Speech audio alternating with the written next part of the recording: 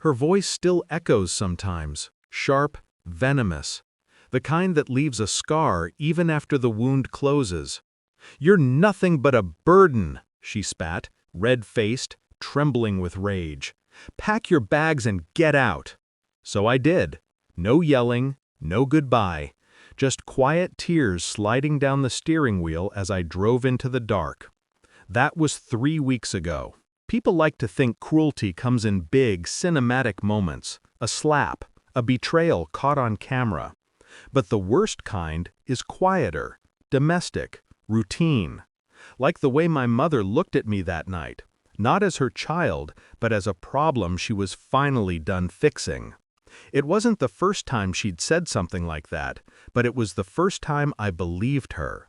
I remember the way my brother stood behind her, arms folded, saying nothing. His silence was permission. His eyes said, "Yeah, maybe she's right." You'd think family teaches you love. Mine taught me debt. Every meal was a transaction, every favor a receipt. When Dad left, I was 13, and Mom turned survival into a religion.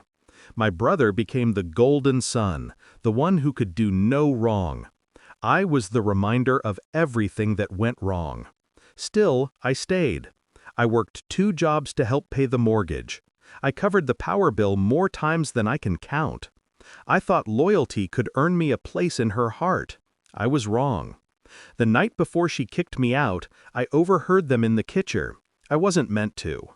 Her voice was low, almost tired.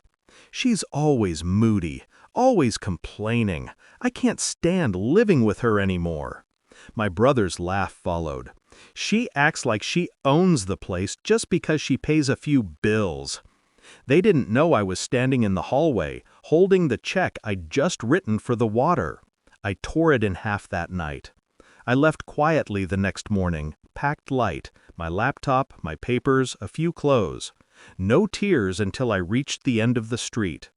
But pain has a strange way of sharpening you. By the second day, grief started to harden into clarity.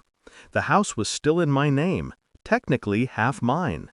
I'd been covering their utilities, their insurance, the property tax. All the accounts ran through me.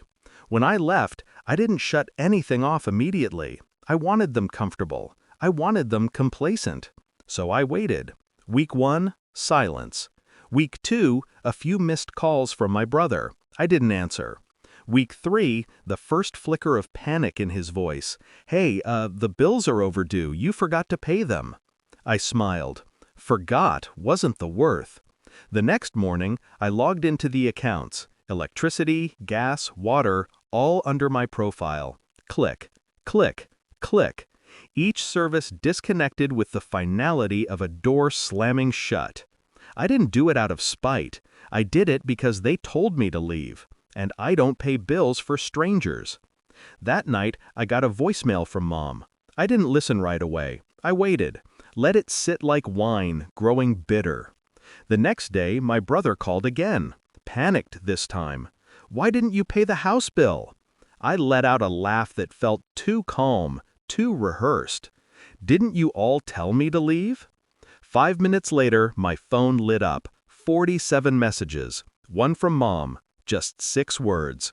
"Please, we need to talk." When I finally answered, her voice was small. The kind of small I used to be. "The house," she said. "We have no heat, no power, nothing. You have to fix this." I almost pitied her. Almost. "I don't have to do anything," I said softly. "You said I was a burden. You should feel lighter now." "You don't understand," she snapped, but her voice cracked halfway through. "We can't afford the reconnection fees. Please, I made a mistake." "No," I said. "You made a choice."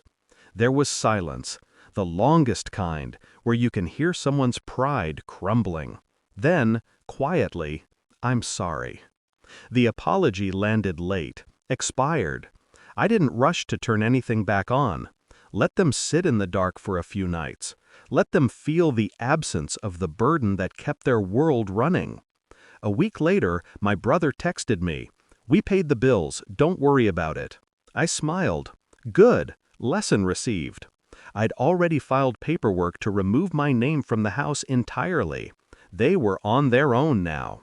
Sometimes revenge doesn't come with fireworks. Sometimes it's just silence, the kind that fills the space where their power used to be. I didn't block their numbers. I wanted the occasional message, the reminder. Each "How are you?" was proof of what they'd lost. Not me, but the version of me that still cared. Now when I drive past that old street, the lights in their windows mean nothing. They burned that bridge. I just made sure it stayed ash. No yelling, no goodbye. Just quiet satisfaction on the drive away. And in the rearview mirror, for the first time, I didn't see a burden. I saw peace.